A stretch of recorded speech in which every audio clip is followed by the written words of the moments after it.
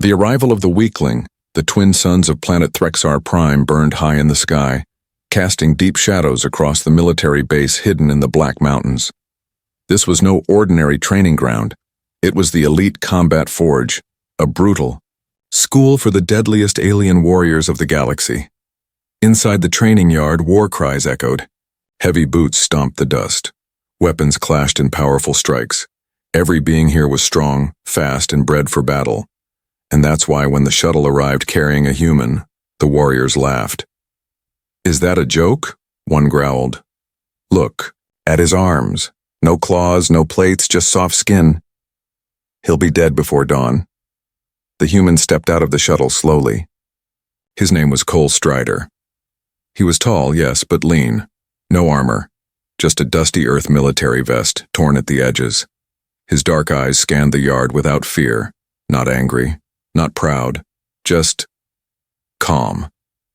At the front of the warriors stood Jera, the most feared of all. Her skin was deep bronze with thin glowing lines, battle markings from victories earned. Her eyes, sharp as blades, narrowed as she stared at Cole. "You're the one they sent?" she asked, voice sharp. "Yes," Cole answered simply. "They sent us a soft one," she said loudly so others could hear. "Maybe," Cole said, "but sometimes soft hides sharp." The warriors laughed again, but something about Cole's tone made them pause. Later that day, the commander, a six-armed alien named General Track, called the recruits to a training course. "You'll face the wilds of Threxar," he said. "You'll face pain, poison, and pressure. This is not Earth. This jungle eats the weak." The test was brutal. The recruits had to climb jagged stone walls, run through acid-spitting plants, and cross a deep canyon using only vines. Jera leapt like wind across the rocks. Others struggled. But Cole? He didn't leap. He didn't run. He moved steadily, carefully, observing the dangers. When the acid plant lashed out, he didn't panic. He ducked, rolled, and used its own timing to pass through. One vine snapped beneath a cadet. Screams. Cole turned back, risking time to pull the warrior to safety with only one hand. By the end, he finished near the front, not fastest, but untouched. Jera stood watching him. "You think this makes you one of us?" she asked. "No," Cole replied. "I think it means I'm not dead. That's a start." That night, around the fire pit, warriors tended to wounds. One alien had his arm bandaged in thick slime. Another groaned from a broken rib. Cole sat quietly, wrapping his own cut with a clean cloth. His arm was bleeding from a thorn scratch. Jera came over, holding a bottle of bitter healing sap. "You'll need this, that plant was venomous." "I know," Cole said. "It'll pass." "It doesn't pass, it burns the bone." "Already did, it's done now." Jera narrowed her eyes. She leaned down to see his arm. To her, surprised, the scratch had almost closed. The skin was already knitting together. No swelling, no heat, no pain. "What is this?" she whispered. Cole didn't answer. He stood, nodded politely, and walked away. Jera stared after him, silent. Her warrior's pride didn't let her ask more questions. But inside her chest, something unusual stirred. It wasn't fear. It wasn't anger. It was curiosity. The blood that refused to spill. The sun had barely risen when the alarm rang through the base. "Emergency alert! Jungle perimeter breached! Unknown hostiles approaching!" Warriors jumped into motion. Armor snapped into place. Blades and rifles were pulled from racks. Jera didn't waste time. She ran to the north wall with her team, her long spear glowing faintly with charged plasma. Beside her was the quiet human, Cole Strider. No rifle, no fancy gear, just a reinforced vest, combat knife, and a belt of small tools. "Stay behind," one of the warriors growled at Cole. "This is real war, not Earth soft games." Cole didn't respond, he just kept walking. Suddenly, the jungle exploded with motion. Dark, six-legged beasts leapt from the trees, spine wolves, deadly jungle predators with armor like scales and jaws strong enough to crush metal. The warriors charged into battle with roars. Jera struck first, spinning her spear in a wide arc. A spine wolf went down, howling. Another beast lunged at Cole. He ducked under its claws, slashed its tendon, then twisted its head with a snap. Fast, Jera muttered. But then it happened. One spine wolf rammed straight into Cole's chest, a bone spear through his body. Gasps erupted. The warriors froze. Cole stumbled back, blood pouring from the wound. The spear stuck out of his chest. Even Jera's heart skipped. That kind of injury. No one survived it. "He's finished," someone whispered. The beast moved in to finish him off, but Cole didn't fall. He pulled the spear out, slowly, calmly. Jera stared in shock. There was no scream. No panic, just a long breath. Then Cole dropped the spear, rolled his shoulders and ran forward again like nothing had happened. "What in the void?" Jera whispered. Cole punched a spine wolf so hard it cracked its skull. Bleeding stopped. The E wound sealed before her eyes. Jera rushed over, catching up with him in the chaos. "You should be dead," she growled. "Maybe later," he said, breathing steady. "For now, I'm needed." Together, they fought side by side. Jera's strikes were strong and fast, but Cole's were terrifying, calm, precise, relentless, like he had done this thousands of times and didn't care about pain. After the battle ended and the beasts were driven off, the medics rushed in. Cole waved them off. He sat on a rock, sewing a tear in his uniform with a calm hand. No medicine, no bandages. His chest perfectly fine, no wound, not even a scar. The medics stared in silence. Jera approached him again. This time she didn't speak with mockery. "You're not normal," she said. "No," he agreed. "I'm not." "Then what are you?" Cole looked at the stars above. A mistake. That finally found a purpose. That night Jera sat alone, staring at her weapon. She had always believed strength came from power, scars, and pain. But Cole, he had something else. A strength born from quiet endurance. She couldn't stop thinking about that spear wound, and how he just stood back up. Other warriors whispered now, not mocking but in awe. Some feared him, some respected him. But all of them were starting to realize Cole Strider was something else entirely, and Jera, she had more questions than ever. Not just flesh and bone.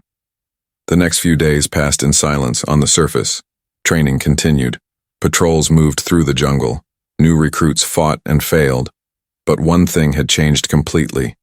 The way everyone looked at Cole Strider. They no longer called him weak. They no longer mocked his soft skin. They whispered. Some kept their distance. Others stared in fear. Jera noticed it all. He wasn't just the human anymore. He was the soldier who didn't bleed. Jera had seen many warriors in her life. She had crushed machines, killed beasts, and trained under the fiercest generals of the stars. But she had never met someone like Cole. "He doesn't sleep," one cadet murmured. "I saw him sitting still for hours," said another. "His eyes are too calm, like he's seen something worse than this jungle." Jera decided to find out the truth herself. That night, while the camp slept, she slipped into the medical sector. The computer system was locked, but Jera had her ways. With quick taps and a stolen code from her rank, she accessed the files under Human Cole Strider, and what she read made her breath catch. Cole wasn't just a soldier. He was part of a hidden project from Earth's darkest wars, Project Iron Soul. A program designed to make regenerating soldiers. Each time a soldier like Cole got wounded, their cells repaired themselves. Skin grew back, bones reset, organs reformed, but there was a price. Every regeneration took something away. Memories, emotions, pieces of identity. They didn't die from battle. They died slowly, by forgetting who they were. Jera stepped back, shaking. "He's not lucky," she whispered. "He's broken." Suddenly she heard a soft voice behind her. "You weren't supposed to see that," Cole said. Jera spun, startled. He stood in the doorway, calm, silent, as if he knew she would come. "You knew I would look," she said. "Yes." "Why did you let me?" Cole looked at her with eyes that didn't blink. "Because someone should know. Before I forget too much." Jera's throat tightened. She had mocked him, laughed at him. But now she saw the truth. Cole wasn't proud of his healing. He hated it. He didn't want to be a monster, but he couldn't stop being one. "How many times?" she asked quietly. Cole looked up at the ceiling. "I stopped counting after 300. The next morning, Jera didn't tell anyone. But her gaze toward Cole had changed. She watched him more carefully now. During combat training, he didn't try to win. He just survived. During patrols, he walked with the silence of a ghost, and when a venomous beast struck a cadet, Cole didn't hesitate. He cut his own arm, drained some blood into a vial, and injected it into the dying soldier. The soldier lived. Jera pulled him aside after. "Your blood heals others too?" "Sometimes," he said. "It depends, but I try." "You gave it freely, why?" "Because I still remember what pain feels like." Jera said nothing, but in that moment, her heart cracked. The human was no machine, no freak. He was a warrior in constant pain, not just of the body, but of the soul. And Jera, the strongest fighter of her people, didn't know how to fix him. But for the first time in her life, she wanted to try. The warrior who couldn't break him. The training base was changing, not because of new weapons or new orders, but because of Cole Strider. Rumors spread like fire. He can't die. He heals like a god. He once fought a jungle beast barehanded and came back smiling. But Cole didn't smile. Not much. He trained hard, stayed quiet, and avoided attention. Still, it found him, and so did Krexal the Unshaken. Krexal was the strongest alien warrior on Threksar Prime, towering and armored, with glowing tusks and a blade. Fused to his arm, he had never lost a fight. He had seen Cole walking alone near the eastern cliffs and waited. He wanted to see if the rumors were true. He wanted to see the human break. The Challengera tried to stop it. "He doesn't fight for pride," she told Krexal. "Then he shouldn't have come here," Krexal growled. Word spread. By nightfall, the warriors gathered in the pit. 2 entered, Krexal and Cole. One of them was calm, and it wasn't Krexal. "Use a blade," Krexal demanded. "No," Cole said. "You'll die faster." "That's not my goal."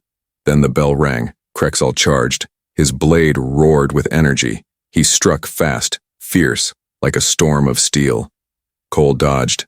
Barely. He moved like smoke, always there but never caught. Krexal roared and slammed his elbow into Cole's chest. Crack. Cole flew across the pit and landed hard. The crowd gasped. He stood up, ribs broken, breathing sharp, but standing. No cry. No blood. Just a slow return to his feet. Krexal rushed again, bringing his blade down, but Cole rolled and kicked his knee.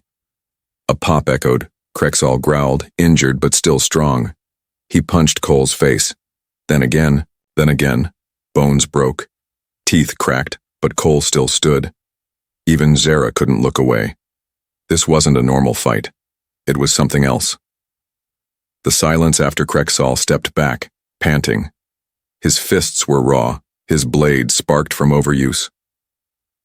Cole was standing, not winning, but refusing to fall.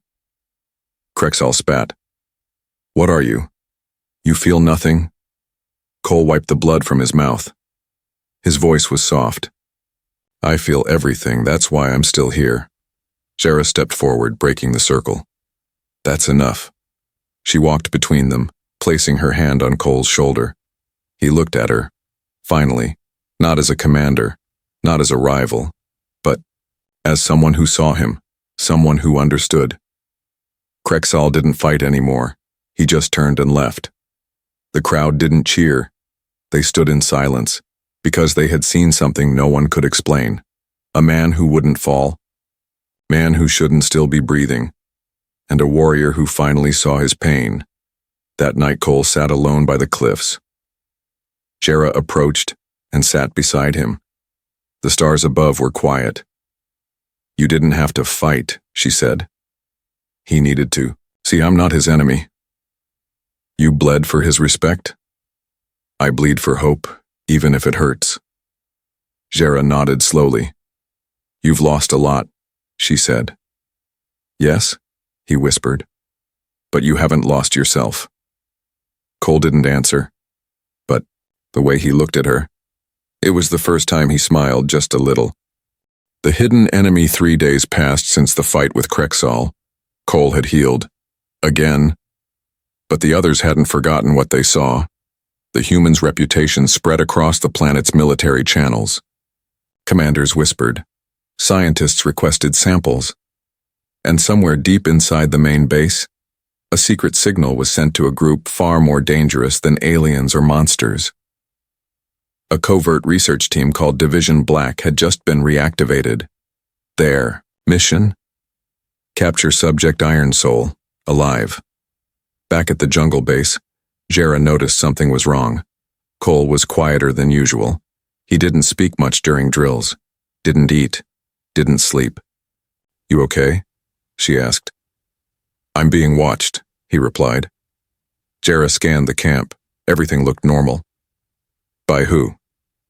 "Not sure yet." Cole looked toward the sky where drones sometimes circled too slowly. "But someone sent for me, someone from my past. The infiltrators." That night, a group of strange soldiers arrived at the jungle base.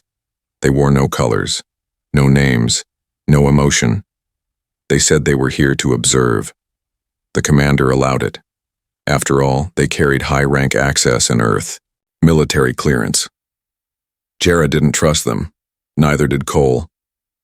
One of them, a tall man with silver implants, kept staring at Cole during dinner. No blink, no expression, just cold, calculating eyes. "You've changed," he finally said. "I forgot your name," Cole replied. The man didn't laugh. "You will remember soon. We're bringing you back." Jera stood up. "He's not going anywhere." "You don't get to decide," the man said flatly. The betrayal. The next morning, Cole was gone, his tent empty.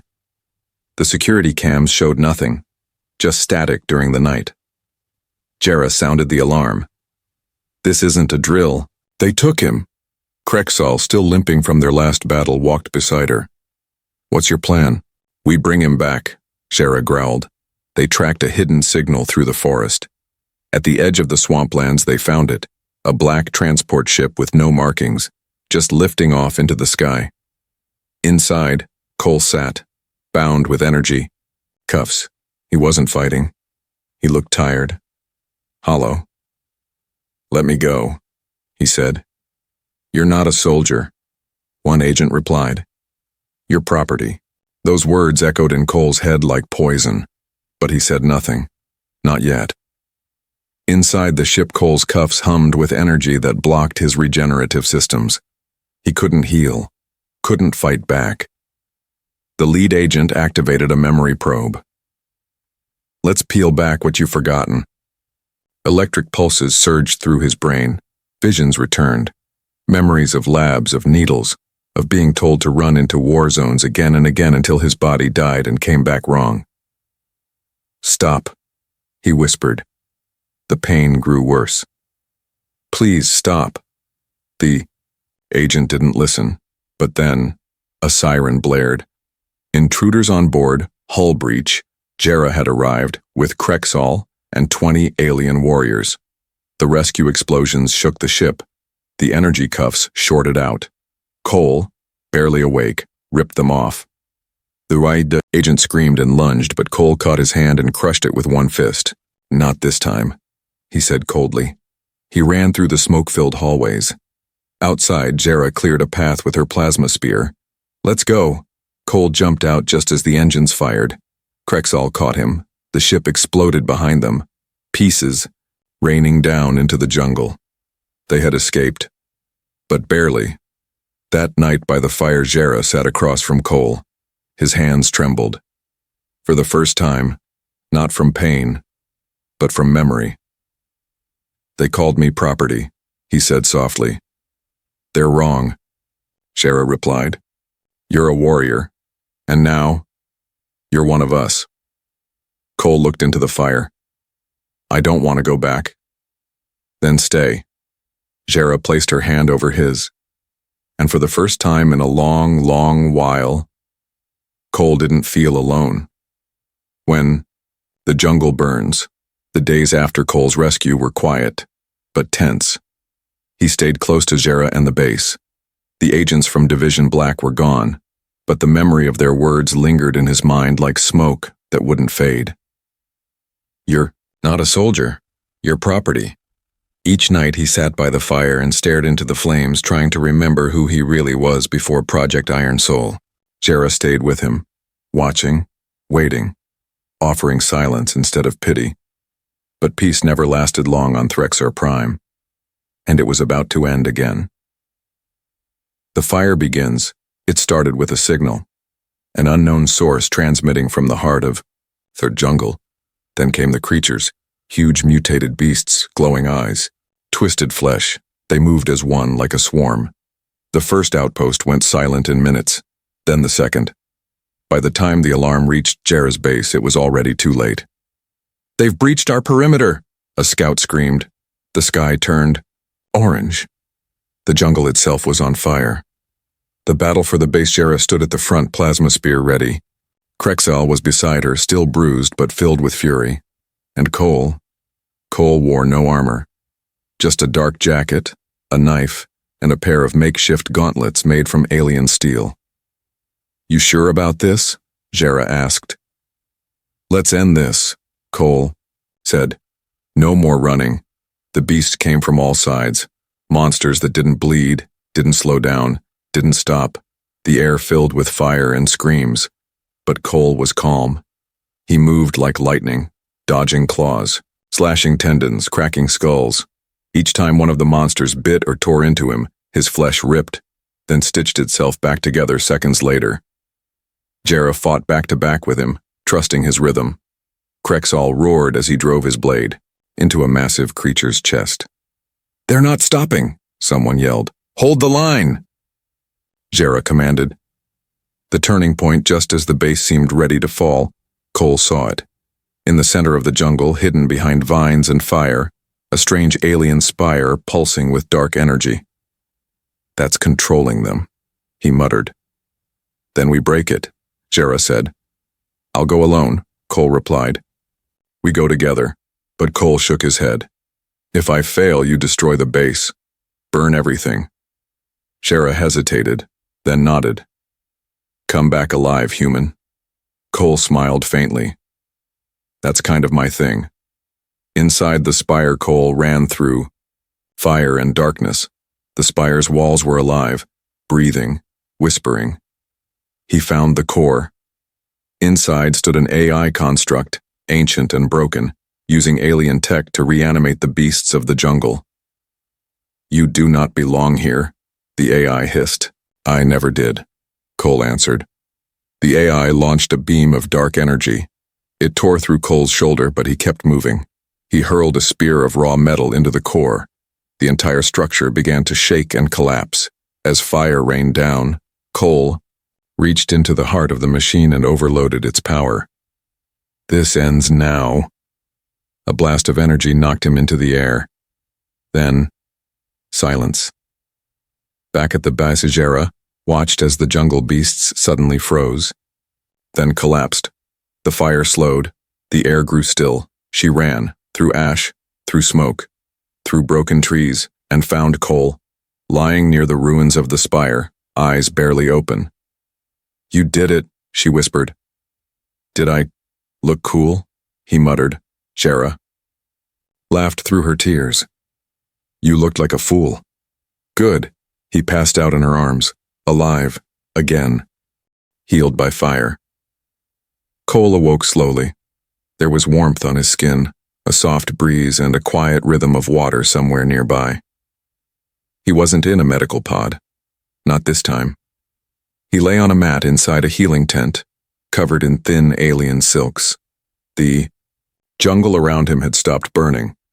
The war, at least this one, was over.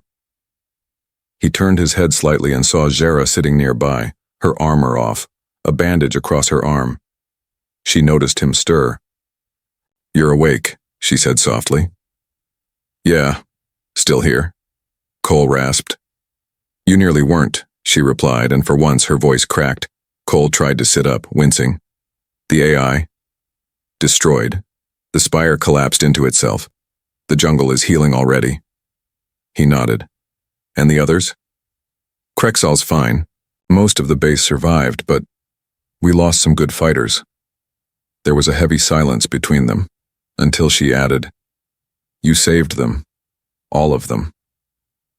Cole looked away. "I didn't do it alone." Zhara stood and walked over. She crouched beside him and said, "You don't have to." The honoring a few days later, the base gathered in the clearing.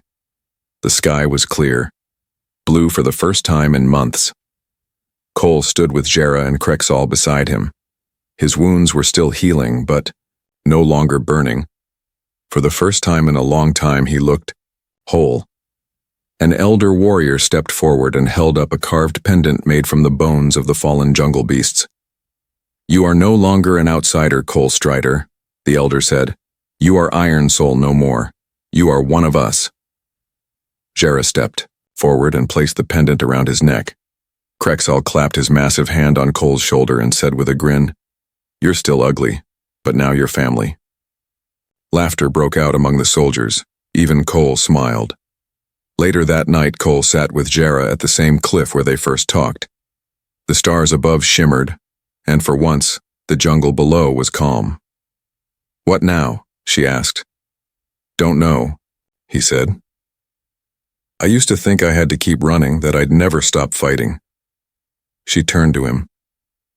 "And now?" He took a breath. "Now I think I finally found a reason to stop." She smiled and looked away, then quietly said, "Good, because we still need you." He glanced at her. "We?" She didn't answer, but she didn't need to. The silence between them said enough. Epilogue. The message sent far away, on a dark moon, orbiting a cold planet, a signal lit up in an ancient lab. The last remaining officer of Division Black saw the name on the screen. Cole Strider. Status. Unknown. He slammed his fist down. "Find him. I don't care what it takes." But back on Threxer Prime, Cole stood with warriors, not enemies, with friends, not experiments. And this time, when war came again, he wouldn't be alone.